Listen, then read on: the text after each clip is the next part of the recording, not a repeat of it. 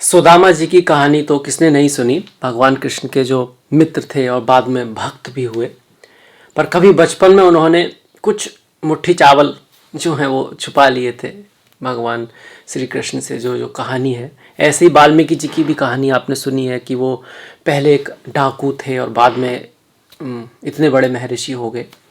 तो वक्त के साथ साथ लोग बदलते हैं, तो खासकर जो अपने लोग हैं, आपके दोस्त हैं, आपके करीबी लोग हैं, तो उनकी किसी बात को लेकर उसी बात से लेकर उनकी इमेज को मन में रखना सही नहीं है, क्योंकि समय के साथ वो बदल सकते हैं, अच्छे हो सकते हैं। उनको चांस देने का जो है बनता है आपका।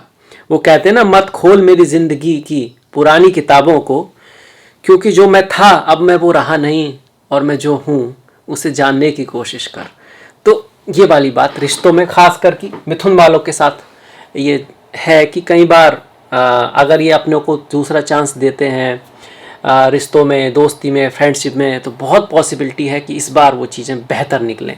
खैर, इसी सोच के साथ मिथुन राशि के लिए जुलाई का जो राशिफल है हम उसकी तरफ बढ़ रहे हैं। इसमें हम बात करेंगे आपके करियर की, जॉब की, हेल्थ की, पारिवारिक जीवन की, सामाजिक जीवन की, धन की, पैसे की, भाग्य की, सारे जो जीवन के क्षेत्र हैं सबको देखेंगे। मैं हूँ आपके साथ डॉक्टर दिलीप, और सबसे पहले देख लेते हैं कि कौन सा ग्रह कहाँ किस भाव में बैठा है, किस भाव पर किसकी राशि जो है, कौन सी राशि है, उस पर क्या दृष्टि पड़ रही है, उसके आधार पर ही गणना करेंगे हम, और कोई जो रेमेडीज़ हैं उनके बारे में बात करेंगे। अब ये जो वीडियो है मिथुन राशि के लिए है, जिनकी राशि मतलब जिनका चंद्रमा मिथुन में है, जिनका लग्न मतलब एसेंडेंट अगर मिथुन है, वो भी इसको देख सकते हैं, क्योंकि असर तो दोनों का ही होता है। तो चलिए जल्दी से आते हैं। देखिए, पहला भाव खाली, दूसरा खाली, तीसरे भाव में आपकी सिंह राशि है, और वहाँ पर मंगल और शुक्र बैठे हैं, और यहाँ पर आप एक नीले रंग का स्टार देख रहे हो, एक पीले रंग का स्टार देख रहे हो। तो नीले रंग का जो स्टार है वो दिखा रहा है कि यहाँ पर शनि की दृष्टि है, और जो पीले रंग का स्टार है वो गुरु की दृष्टि है। इसी तरह से जहाँ भी रेड कलर का स्टार है, लाल कलर का जो स्टार है, वो कहता है कि यहाँ पर मंगल की दृष्टि है। दृष्टि भी कहीं ना कहीं उस ग्रह के प्रभाव को वहाँ पर लाती है। ज्योतिष में हर ग्रह का 7वीं दृष्टि मानी गई है नॉर्मली, और गुरु की 7वीं दृष्टि के साथ साथ 5वीं और 9वीं दृष्टि भी है। ठीक इसी तरह मंगल की 7वीं दृष्टि के साथ साथ 4थी और 8वीं दृष्टि भी है।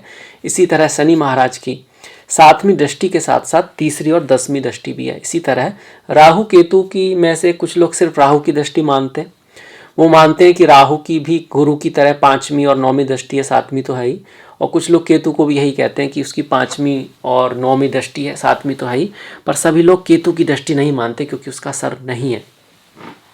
तो तृतीय भाव पर मंगल शुक्र बैठे हैं, शनि और गुरु की दृष्टि है। अब जैसे गुरु यहाँ पर है तो 1 2 3 4 5, क्योंकि गुरु की कौन सी दृष्टि है, 5वीं और 9वीं, इसलिए गुरु की दृष्टि यहाँ पर आ गई। इसके बाद चौथा भाव खाली, पंचम भाव में केतु बैठे हैं और गुरु की दृष्टि आ रही है, क्योंकि गुरु के ठीक सामने 7वां, किसी भी ग्रह के ठीक सामने 7वां भाव होता है, तो यहाँ पर गुरु की दृष्टि आ गई। इसके बाद ये जो भाव है आप देख रहे हो, यहाँ पर मंगल और शनि की दृष्टि है। आप एक तरह से ये कह सकते हो कि यहाँ पर मंगल और शनि का प्रभाव भी है। ऐसा है, ऐसा नहीं कि जहाँ ग्रह बैठा है बस वहीं सब कुछ हो रहा है, जहाँ दृष्टि आ रही है वहाँ भी लगभग उतना ही प्रभाव आपका उस ग्रह पर मिल रहा है। तो यहाँ पर संयुक्त रूप से मंगल और शनि की प्रभाव आपको देखने को मिलेगा। ये 7वां भाव है जो बिजनेस का है, पार्टनरशिप का, यहाँ पर गुरु का शुभ प्रभाव आ रहा है। तो अभी तो डिटेल में जाएंगे, पर यहाँ से ये होता है कि हाँ भाई, गुरु मतलब भाग्य आपका साथ देगा। आप थोड़ा बुद्धिमानी से काम लोगे, या फिर कहिए वहाँ पर थोड़ा बुद्धिमानी से ज्ञान की अगर आप यूज करोगे तो उस क्षेत्र में आपको लाभ मिलने वाला है। इसके बाद ये अष्टम भाव है, यहाँ पर ना कोई ग्रह है ना कोई दृष्टि है। नवम भाव जो कि भाग्य का होता है, वहाँ पर शनि वक्री बैठे हैं, पर मंगल की दृष्टि भी वहाँ पर आ रही है। 10वें भाव पर मंगल की दृष्टि है, और एकादश भाव में गुरु राहु बैठे हैं, साथ में शनि की दृष्टि भी इस पर पड़ रही है। अब रिजल्ट पर आ जाते हैं।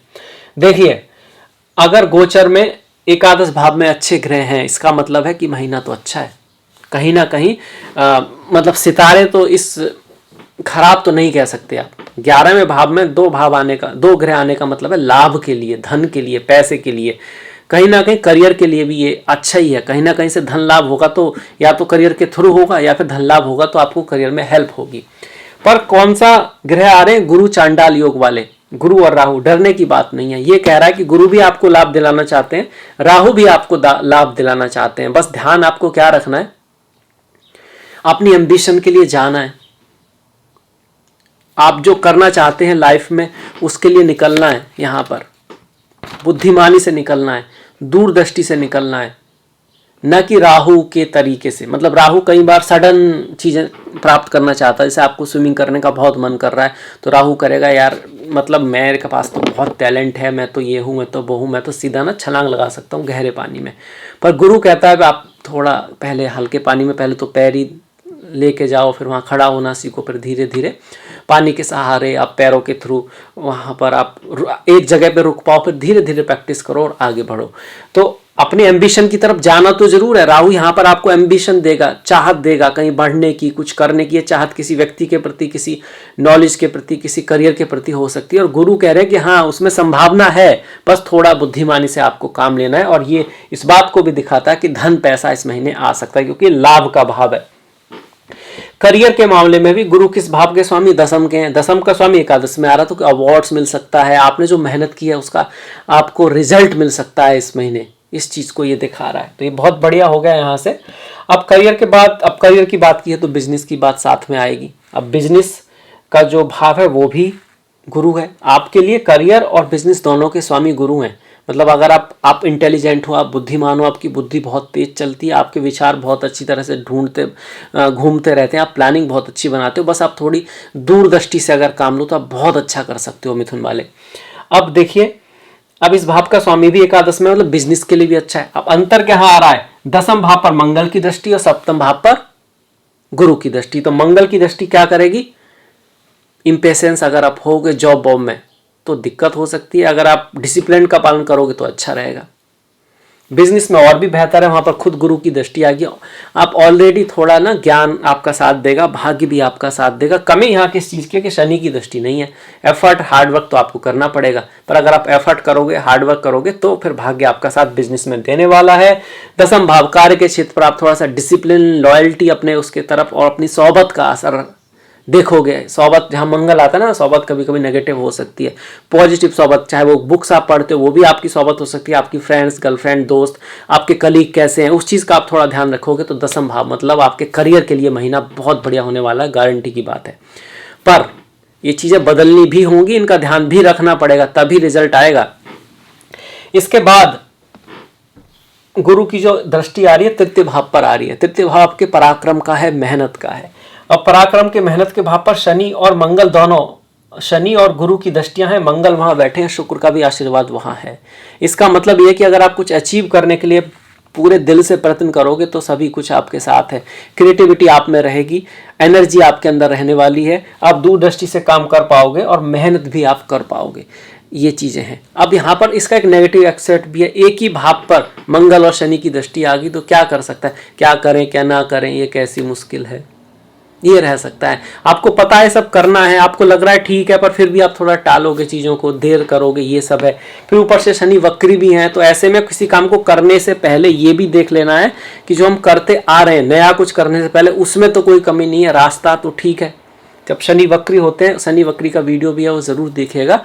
वो एक तरह का वो समय होता है जब हमको अवलोकन करना चाहिए, आत्ममंथन करना चाहिए, चीज़ों को धीरे धीरे करना चाहिए, करना जरूर चाहिए, पर उनको ध्यान से धीरे धीरे एक एक स्टेप के साथ आगे बढ़ना चाहिए। तो पराक्रम के मामले में अच्छा ही महीना है। शुक्र मंगल आपको आकर्षण भी बढ़ाएंगे। आकर्षण किसके प्रति? आपकी कामना के प्रति, आपकी इच्छा के प्रति, वो किसी स्त्री के प्रति, पुरुष के प्रति, किसी जॉब के प्रति, किसी टाइटल के प्रति और किसी अपनी क्रिएटिविटी, अपनी रचना के प्रति हो सकती है। पर आकर्षण जो है बढ़ने वाला है। आप प्रयास करने वाले हो, आप मेहनत करने वाले हो, आप हार्डवर्क करने वाले हो। बस इसमें आपको क्या करना है, एक तो एडिक्शन से दूर रहना है, साफ सफाई का ध्यान रखना है, डिसिप्लिन आदि को रखना है। अपनों से छोटे हैं, अपने जो साथ में जो आपके हेल्पर हैं, नौकर हैं, उनके लिए थोड़ा बहुत कह सकते हो कुछ अच्छा करते रहोगे तो आपके लिए बढ़िया रहेगा, क्योंकि शनि की दृष्टि यहाँ पर आ रही है। इसके बाद गुरु की जो सीधी दृष्टि आ रही है वो पंचम भाव पर आ रही है, जहाँ केतु बैठे हैं। केतु होने के बावजूद संतान प्राप्ति का योग बनता है गुरु की दृष्टि की वजह से। नॉर्मली केतु होते हैं तो पुत्र प्राप्ति का ज़्यादा योग बनता है, पर आपकी जन्म कुंडली डिसाइड करेगी ये चीज़ तो, कि भाई पुत्र प्राप्ति या फिर कन्या प्राप्ति। पर हाँ, पुत्र कहीं ना कहीं संतान प्राप्ति का योग यहाँ पे बना हुआ है और खूबसूरत योग बना हुआ है, क्योंकि यहाँ पर सिर्फ गुरु की दृष्टि आ रही है। प्रयास आपको करना होगा उस चीज़ के लिए, क्योंकि शनि की दृष्टि यहाँ नहीं है। एक ही भाव है जहां पर गुरु और शनि की दृष्टि आ रही है, ये है आपका तृतीय भाव। अगर आप art, designing, creativity, sales, marketing, हाथ से कुछ करने वाला काम, ट्रैवल से संबंधित आपका कोई काम है, म्यूजिक, इस तरह के काम में है तो आपको भाग भी साथ देगा और उस पर काम करने का मौका भी आपको आसानी से मिल जाएगा। ये पढ़ाई लिखाई का भी भाव है, केतु बैठे हैं तो आप अच्छी तरह पढ़ाई करोगे, रिसर्च में जाओगे, कोई ऐसी चीज़ें जो नई चीज़ें हैं उनको उनकी तरफ आपका मन होगा। एजुकेशन के मामले में भी बस थोड़ा सा आपको ना ध्यान लगाना है, क्योंकि केतु ध्यान मोक्ष के कारक हैं। थोड़ा स्पिरिचुअलिटी, अध्यात्म भी अगर आपकी लाइफ में हो तो पढ़ाई लिखाई के लिए, संतान आदि के लिए, प्रेम, रोमांटिक जीवन के लिए अच्छा ये महीना है। थोड़ा सा ज्ञान से समय आपको अवश्य लेना है। और राहु की दृष्टि भी आ रही है तो फालतू की बातों की वजह से मतभेद नहीं बढ़ाना है। कई बार ऐसी कुछ बात होती नहीं है बड़ी, या तो डिफरेंस ऑफ ओपिनियन होता है या मिसअंडरस्टैंडिंग होती है, उस चीज़ को आपने अपने और अपने प्रिय या प्रियतमा के बीच में नहीं आने देना है, तो चीज़ें बढ़िया रहेंगी। पढ़ाई लिखाई के मामले में भी ऐसा ही है, मन थोड़ा डाइवर्ट जरूर हो सकता है पर अगर आप उसको लगाओगे तो बहुत अच्छा रिजल्ट आपका यहाँ आएगा। ये भाव जहाँ पर शनि और मंगल दो की दृष्टि आ रही है तो यहाँ पर सिचुएशन है कि आप थोड़े से ना लेजी हो सकते हो और आपको ये एहसास भी नहीं होगा।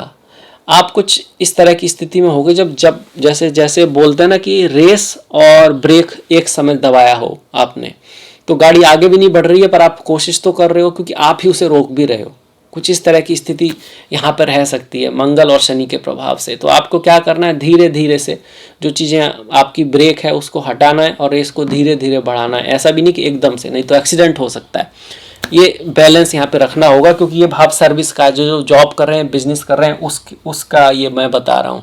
उनको पेशेंस रखना है, डिसिप्लिन में रहना है और जो काम है उसको करना है। ऐसी चीज़ें जो आपको काम को बढ़ने से रोक रही हैं, चाहे वो किसी तरह का कंपटीशन है, कोई शत्रु है या वो भी है, किसी भी तरह की ऐसी चीज़ें, तो उसको आपको एक धीरे धीरे उससे दूर होने की कोशिश करनी। शत्रु हमेशा बाहर नहीं होता है, कभी कभी हमारा आलस्य ही हमारा शत्रु होता है पर हम उसको पहचानते नहीं है। ताम्र गालिब ये भूल करता रहा, धूल शीशे पे लगी थी, चेहरा साफ करता रहा, है ना।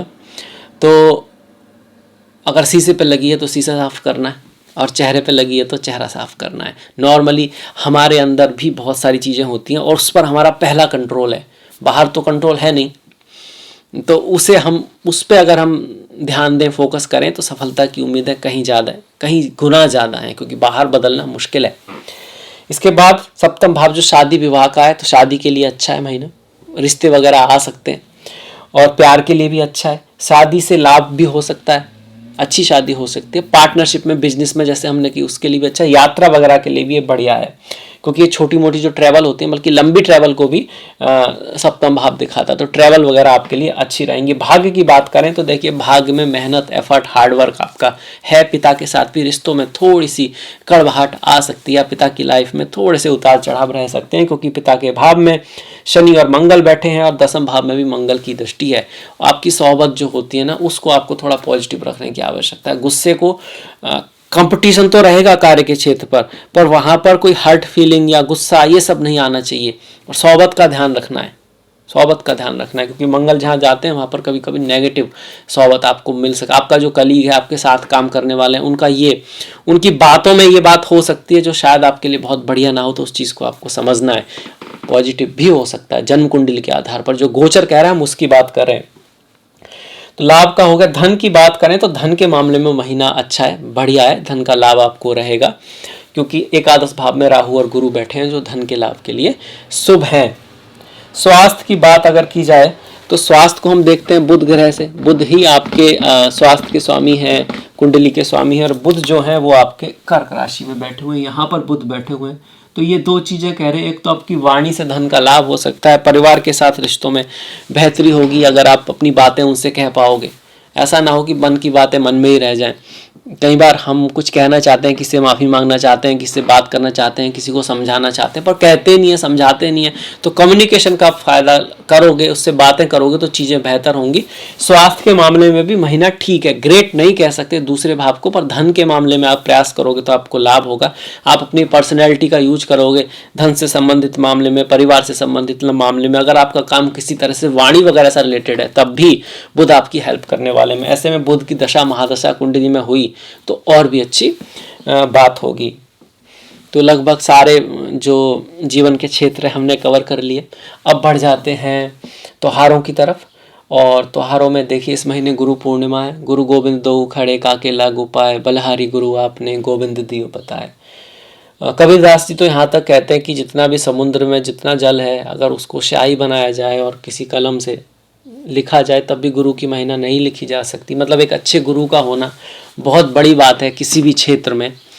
और गुरु का जितना सम्मान हमारे संस्कृति में हुआ शायद ही किसी संस्कृति में हुआ हो। और यही कारण भी है कि भारत ने इतना दर्शन, साहित्य, फिलॉसफी दुनिया को दिया है। उसमें कुछ गुरु नेगेटिव हो सकते हैं, पर जो कुछ मिला है वो भी तो आपके सामने है ना। तो इस दिन अगर आपके कोई गुरु हैं और अगर उनके लिए आप कोई रेस्पेक्ट करते हैं, कुछ करते हैं, बहुत बढ़िया। नहीं भी हैं तो किताबें आर द बेस्ट गुरु। आजकल अच्छी बुक्स पढ़िए, ज्ञान को अर्जित कीजिए। ये महीना उसके लिए बहुत ही बढ़िया है। 3 तारीख को आषाढ़ा पूर्णिमा है, जो हमेशा गुरु पूर्णिमा जो होती है ना आषाढ़ा पूर्णिमा को ही होती है। 13 तारीख की कमिका एकादशी है। 29 तारीख की पद्मनी एकादशी है। भगवान हरि विष्णु के जो भक्त हैं उनके लिए एकादशी का व्रत है। भगवान हरि विष्णु सस्टेनर हैं, सस्टेन करने को दिखाते हैं, इसलिए उनकी अर्धाग्नि जो है माता लक्ष्मी है। मतलब किसी भी चीज़ को सस्टेन करने के लिए आपको धन की, संपदा की, समृद्धि की आवश्यकता होती है। एक तरह का सिंबॉलिज्म है। वैसे वास्तव में तो ब्रह्मा विष्णु महेश हर वक्त काम कर रहे हैं। जैसे किसी चीज़ हमारे शरीर के अंदर भी कुछ ना कुछ क्रिएट हो रहा है, और जब तक वो उपयोगी है उसको सस्टेन करने की पूरी कोशिश कर रहा है हमारा शरीर। और जब वो अनुपयोगी हो जाता है उसको डिस्ट्रॉय कर दिया जाता है। इनमें से कोई भी चीज़ ऐसा नहीं कह सकते आपकी इंपॉर्टेंट है या नहीं है, सारा का सारा इंपॉर्टेंट है। ब्रह्मा विष्णु महेश वो हर समय काम कर रहे हैं। इसी तरह षष्ठी का भी है। षष्ठी क्रिएट होती है, मेंटेन होती है, और उसका डिस्ट्रक्शन होता है, फिर से क्रिएट होती है, सब चलता रहता है। इसीलिए आप देखोगे भगवान शिव की अर्धांगिनी माँ गौरी हैं, जो शक्ति का प्रतीक है। डिस्ट्रक्शन के लिए शक्ति चाहिए, और हमारे अंदर भी बहुत कुछ ऐसा है जिसको हमको डिस्ट्रॉय करना है या उसको कम करना है। हर समय काम, क्रोध, लोभ, मोह, ईर्ष्या, अहंकार, ये सब एक लिमिट से ज़्यादा होगा तो नुकसान करेगा। तो उसको डिस्ट्रॉय करने के लिए भगवान शिव मतलब माता शक्ति जो है उसकी आवश्यकता है। इसके बाद जो भगवान भोलेनाथ के जो त्यौहार है मैंने बताया, शायद नहीं बताया, 14-30 को प्रदोष व्रत, 15 तारीख को शिवरात्रि है। तो भगवान शिव के जो भक्त हैं उनके लिए बहुत ही महत्वपूर्ण ये तिथियां हैं, डेट्स है। ओम नमः शिवाय। 6 तारीख की संकष्टी है, 17 की श्रावण अमावस्या है, और 16 तारीख की संक्रांति है, कर्क संक्रांति है। सूर्य कर्क राशि में जा रहे हैं, इसलिए कर्क संक्रांति आपकी होगी। तो सूर्य के बारे में तो देखिए हम भूल ही गए। सूर्य ये रहे, सूर्य जो है ना यहाँ पर आ रहे हैं, कर्क राशि में आ रहे हैं, पहले यहाँ पर आएंगे। तो ये दिखा रहा है पहले 16 दिन काफ़ी भाग दौड़, थोड़ी मेहनत, एफर्ट हो सकती है अपने लिए, अपने से रिलेटेड कुछ चीज़ों के लिए। और 16 तारीख के बाद धन के लिए, प्रयास के लिए, परिवार के लिए कुछ भाग दौड़ हो सकती है। वाणी को थोड़ा मधुर आप रखेंगे तो आपके लिए बढ़िया रहेगा। इसी के साथ मैं इस वीडियो को समाप्त करता हूँ। अगर आपको अच्छा लगा लाइक कीजिएगा, सब्सक्राइब कीजिएगा, शेयर कीजिएगा, और आपसे मुलाकात होगी नेक्स्ट वीडियो में। सबसे इम्पोर्टेंट है कि आप अपना ख्याल रखें, अपनों का ख्याल रखें, कुछ ना कुछ अच्छा सीखते रहें, हेल्थी रहें। और अगले वीडियो तक नमस्कार।